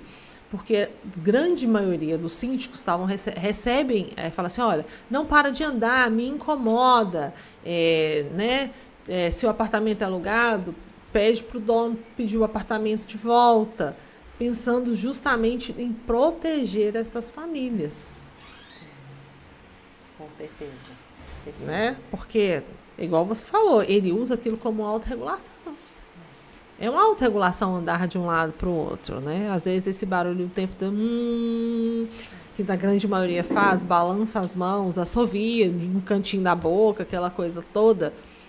O incômodo para o outro é o que está regulando aquele indivíduo. Exatamente, é a forma de regulação emocional. E muitas vezes a sociedade julga porque é diferente, porque várias outras coisas são normalizadas, que as pessoas estão se regulando, mas são Nós temos um normalizadas. caminho longo de trabalho, né? Até eles entenderem isso, cair nesse patamar onde que você acabou de falar, nessa normalização. Por isso que é difícil aceitar as próprias diferenças e bancar, né? Bancar que é diferente. É difícil, é um caminho de terapia mesmo, né? Ter esse posicionamento assim, eu sou diferente, eu tenho um jeito diferente, às vezes eu tenho um jeito de olhar diferente, eu tenho um jeito de me comportar diferente. E tá tudo bem, né? Eu tenho uma necessidade diferente, talvez a minha forma de ser amiga é diferente, a minha forma de demonstrar afeto é diferente. E é isso, né? E comunicar para as pessoas também. Aí eu acho que é importante, né? Dizer, olha, eu tenho essa condição. Por isso que a importância de nada sobre nós sem nós, né? E ter, por exemplo, Camila hoje, Carla, Grazi, Érica, e eu vou me perder aqui em tantas outras mães diagnosticadas tardiamente, né, dentro desse grupo conosco, é nos ensinar mesmo. E a importância delas em ter essa voz, conseguir estar nesse lugar de fala e se posicionar mesmo para que as coisas comecem a mudar. Com certeza. Né? Porque é muito importante, né? Camila chega e hoje fala assim, olha, meu diagnóstico é esse, e sustenta isso, né? O Gui talvez não consiga fazer, não consiga, e se nós não tivermos isso, né, que é esse enfrentamento, né, de falar assim, não, eu sou assim, né? Essa é a minha condição. A sociedade ela nunca vai chegar no ponto desse entendimento, de compreender que aquela diferença ali, ela faz parte do sujeito. Ela está no indivíduo, não tem como separar, não tem como, né? Você deu o exemplo do cigarro, você pode fazer um tratamento ali e se desvincular. E é tão mais aceitável, né, tão compreensivo, até que é uma questão psicológica, né, psiquiátrica a ser tratada. Por que o espectro do autismo não é? Por isso que é importante essa mudança de mentalidade, ela acontece a pequenos passos, né, um trabalho de formiguinha. Mas é muito importante que tenham ações como essa, assim, por exemplo, né? Que tenha levar essa conscientização para as pessoas, porque quem sabe, né, aos pouquinhos as coisas vão melhorando. Nayara, já chegou o próximo? Não, ainda não. Então tá, vocês vão nos atualizando, vão nos falando, tá? Tá. Porque hoje, gente, o dia vai ser assim, bem dinâmico mesmo, tá? Não, Márcio? O pessoal já te confundiu. Já te confundiu aí com o Emerson, perguntando, gente, mas o Márcio tá com uma voz diferente, o que tá acontecendo? Eu falei, não, o marido da Nayara. É isso aí, gente. Planta Motiva Cast, eu voltei. Camila? Sim. Tudo bem? Tudo bem? Tudo bem? Tudo bem? Então, tô voltando, galera. Voltei. E vamos lá, então. Continuando aqui na live aqui. Eu não sei até onde o Emerson parou, mas vamos lá, então. Aqui nós fomos, já estamos lá embaixo. Né? Ferreira? A Hélida falou, né? Boa tarde, Camila. Tá. Aí depois da Consuelo Ferreira aí para baixo. Boa. Consuelo Ferreira, vamos ver aqui então. Tô de volta, gente. Planta de volta. Boa tarde, parabéns a todas as pessoas que se empenharam e se dedicaram para esse momento. Sensacional. Excelente ideia e oportunidade para aprendizado de vários assuntos.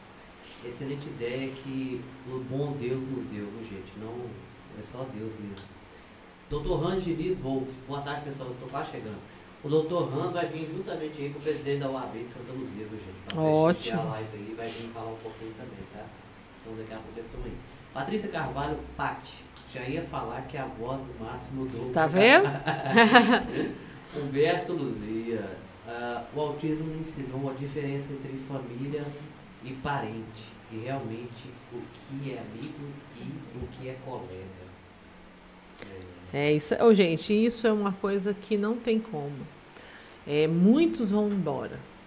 E isso para muitas pessoas é um sofrimento, porque quando estava tudo bem, tava aquele monte de gente ao redor. E depois o julgamento, né? Acontece muito o julgamento pela falta de conhecimento e às vezes pela falta de empatia também, né? Muitas mães chegam relatando que às vezes a avó, às vezes a tia, o tio, realmente invalidam o diagnóstico recebido pelo filho, né? Da própria pessoa receber o diagnóstico, né? Do adulto receber o diagnóstico. Invalida e trata como se, você está procurando problema, você está caçando diagnóstico. Sim, você escuta isso. Você escuta também assim, agora virou moda, né? Todo mundo é autista, então. Isso, eu escuto muito pesado, mas você escuta isso aí, ignora aquela pessoa e vai. Gente, eu tenho pergunta também. Eu costumo interromper assim, viu, Catiana? Porque fique à vontade, por acaso, assim, você que manda aqui. Não. É porque eu costumo interromper, por quê? Porque às vezes eu faço perguntas, né? Igual a gente estava na primeira parte do dia. Eu faço perguntas que talvez pode ser a dúvida de quem está em casa. Sim. Né? Então, eu quero perguntar para vocês três aí. Quem tem um filho autista, tem a probabilidade de ser autista também? A mãe, eu falo? Tem uma probabilidade maior do que quem não tem um filho autista, né? É claro que a lógica é invertida, né? Mas assim, o filho tem uma probabilidade maior se os pais têm, né, a genética relacionada ao autismo. Então a gente sabe que é um transtorno do desenvolvimento que tem sim, né, essa questão genética. Então se você tem um filho autista, você tem alguns comportamentos que, né, te deixam uma dúvida, é importante investigar porque existe uma probabilidade. Ou que o irmão tenha, né? Então, se tem uma família, 2 filhos têm o diagnóstico, é interessante, faz uma avaliação no terceiro, né? Se suspeita ali de algum comportamento, os pais. Então, tem uma questão genética, assim, importante. Foi aonde que eu fiz o meu diagnóstico, que veio o meu diagnóstico tardio. Eu me observei através do Guilherme e fui procurar meu diagnóstico. Por isso que o meu diagnóstico é tardio, eu sou nível 1 e o Gui é nível 2. Por isso é importante ressaltar que o autismo, ele é sim, né? Tem as questões genéticas associadas e não é que a pessoa, a mãe ou o pai hoje, depois do diagnóstico do filho ser diagnosticado autista, é que ele virou autista, não. Isso, importante você trazer isso. Por quê? O que acontece? Você falou que tem 40 anos, né? 42. Recebeu o diagnóstico com 40 anos. Mas você, criança, você nasceu com o cérebro autista. Só que naquela época, não tinha o olhar que tem hoje. né? Eu falando, não tô te chamando de velha, não. É porque Não, sim. é muito recente. É porque Sim. é muito recente, né? Minha mãe falava que eu era impossível, não ficava quieta. Sim.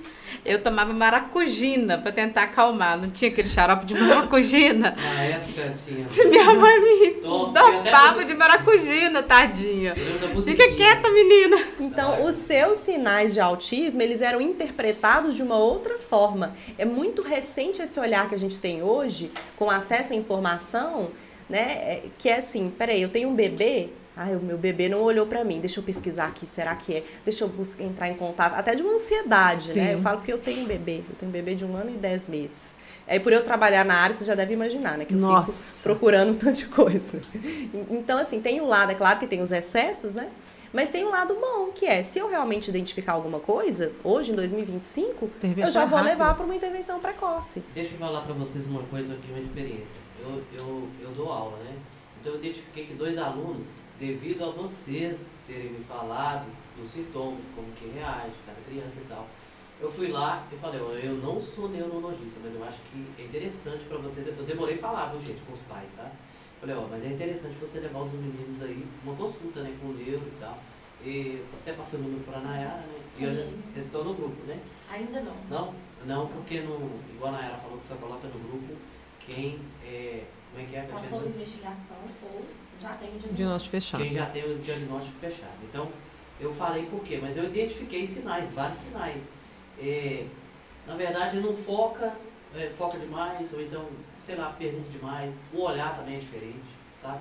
Eu acho que é porque não sei se é porque eu mexo com os alunos, mas eu acho que eu consigo, o meu olhar é mais diferente, por questão disso. Mas eu não sou neuro não identifiquei não, eu apenas encaminhei. E aí ele falou, caramba, talvez isso explique algumas atitudes da minha esposa. Entendeu? Olha só. E que importante, assim, porque isso é uma responsabilidade muito grande, né? Muitas pessoas ficam com medo de falar com os pais, né? Ainda mais profissionais da área, às vezes psicólogos. Eu falei pra eles, se eles quiserem ficar com raiva de mim, pode ficar, mas eu tenho que te falar. Como eu penso, tá? Eu penso que a gente tem que priorizar a criança.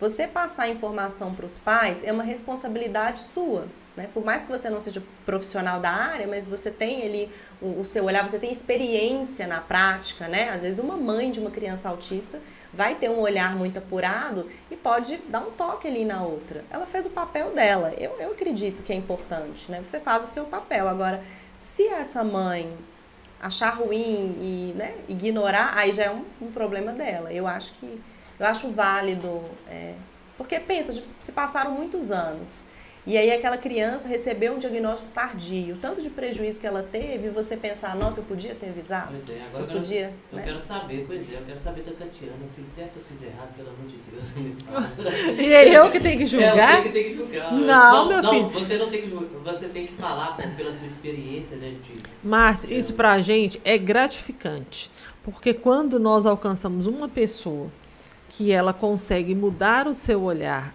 para entender esses sinais, né, com relação ao transtorno, nós estamos mudando N outras vidas. E o nosso objetivo é levar a informação. E se a informação que nós trouxemos um dia para você que, assim, dizia não ter conhecimento e vivência sobre o assunto, e você chegou no ponto, né, de, como professor, já conseguir perceber através, né, das nossas conversas, das nossas vindas aqui, os seus alunos, né, e levar isso para os pais, nós temos o nosso objetivo alcançado. Nós temos o nosso objetivo alcançado, que é levar a informação e que essa informação ela comece a transformar as vidas. Porque eu dou aula de informática lá, então assim, eu não dou aula para todo mundo igual. Eu analiso o comportamento dos alunos, eu falo, esse vai pegar assim, esse já vai pegar assim. Então minha aula é dedicada, porque eu dou aula de 4 em 4 alunos só, eu não tenho uma sala de 30. E eu vou focar nesses 4 em 4 só. Lá na minha loja, minha casa é de 4 em 4. Então, eu consigo dar mais atenção aos alunos por causa disso, porque são poucos, né?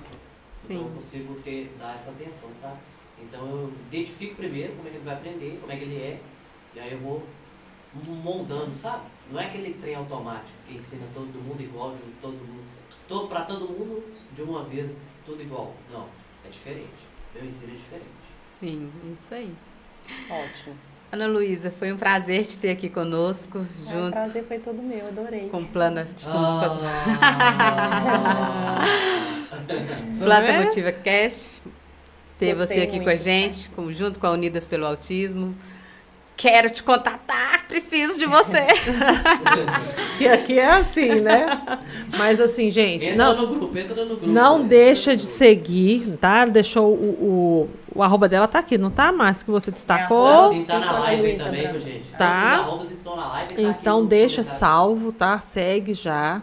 E obrigada demais da conta. E fiquei muito feliz de saber que você acompanha lá o trabalho da Josi. Josi é uma pessoa que nós temos assim, um apreço muito grande pelo trabalho dela. Uma pessoa que tem feito muito dentro de Contagem, né? Que tem alcançado muitas famílias ali. Então, para a gente, né, familiar de pessoas com deficiência, de pessoas com autismo, quando nós encontramos profissionais que abraçam, porque vocês abraçam, gente. Sim. Quando vocês estão ali fazendo atendimento com valor social, procurando associações para ajudar, demonstra o comprometimento do profissional, que antes de qualquer coisa, eu costumo dizer, né, nós temos os bons profissionais e nós temos os seres humanos por trás. E infelizmente hoje nós temos essa dificuldade de encontrar os dois juntos, né? E nós, nessa tarde, nós estamos com uma aqui na nossa frente, pra gente é gratidão. Bom, fico feliz. Obrigada, gente. E esse aqui é a lembrancinha que nós deixamos que pra legal. vocês, Muito tá? obrigada. E quem quiser o meu contato, no meu Instagram tem também o link lá pro WhatsApp, né? Naquele botãozinho do contato, então pode entrar. Mas pode deixar procurar. aí se quiser, você pode olhar para aquela câmera ali e deixar, tá? Pode falar. Você fala do telefone? Pode falar o telefone. Tá. Do meu WhatsApp é 31 98485 7007. Quase que eu esqueço meu próprio telefone. Faz parte. Isso aí, gente. Mas isso, gente. Muito obrigada. Gostei muito de estar aqui, né? E fica assim essa mensagem para vocês procurarem um auxílio, né? Buscar a terapia, não invalidar a dor de quem é o nível 1 de suporte, né? Entender que é importante também, tem um sofrimento que não é visto. Então, acho que essa é a mensagem que eu quero deixar hoje aqui. E contem comigo. Contamos sempre. A pessoa, depois de passar por nós, jamais vai andar sem nós estarmos do lado ali. Olha, Ana, vem cá, por favor. Como que é assim? Principalmente sabendo que está ali com o Josi. Olha, tem uma pessoa daqui que é daí. Vamos ver, tem como... A gente faz muito isso, tá? Sim, ótimo, gente. Isso mesmo. Obrigada. Nós que agradecemos muito. E desculpa o celular, o despertador. A gente nem lembrava disso mais. Não precisava. Nós nem lembrávamos disso mais. Essa foi ótima da Catiana. Vou usar essa aí, viu, Catiana? O quê? Nós nem lembrávamos disso mais. A preocupação ficou só com ela lá. A gente nem lembrava disso mais. Nayara, você vai lá, Nayara. Você deu meu lugar, então. Nayara tá Tchau, voltando, gente. Nayara. Pra cá. Ligou o som, pode escutar, o podcast pra te conectar. Histórias reais, com emoção, empreender com inspiração. Planta Motiva Cast, a ponte entre o sonho e o sucesso. Planta Motiva Cast, pessoas e empresas no mesmo progresso. É mais que conversa, é direção. Planta Motiva Cast, no coração. Planta Motiva Cast. Liga o som, pode escutar, é o podcast pra te conectar. Histórias reais, com emoção, empreender com inspiração. Planta Motiva Cast, a ponte entre o sonho e o sucesso. Planta Motiva Cast, pessoas e empresas no mesmo progresso. É mais que conversa, é direção. Planta Motiva Cast, no coração. Planta Motiva Cast, no coração.